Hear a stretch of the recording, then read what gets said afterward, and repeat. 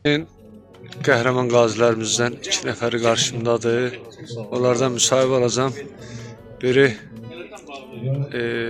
Vətən müharibəsi dövründə, aprel döyüşlərində böyük bir qəhrəmanlıq göstərən Əsgərov Elvin və 2-ci Qarabağ müharibəsinin də qəhrəman qazilərindən biri Mirik ağamız. Çox sağ olun. Allah razı olsun. Allah bütün şəhidlərimizə rəhmət etsin. Məsələn, cənnət olsun. Əziz bəy qardaşımızın sayəsində bütün şəhidlərimizi biz yad ediyoruz. Bugünkü günü onlar bizim əziz qardaşlarımız olur. Rəhmətə gedirlər. İnşallah biz de razı qardaşlarımız. Ali gel buraya. Əziz qardaşlarımız var. Çəkərsiniz. Ceyhun qardaşımız var. Ceyhun qardaşlar. Gəncə bəri.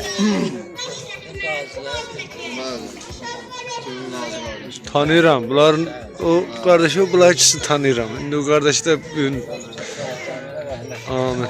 Qazilərimizə can sağ olun. Bizim borcumuzda hamı.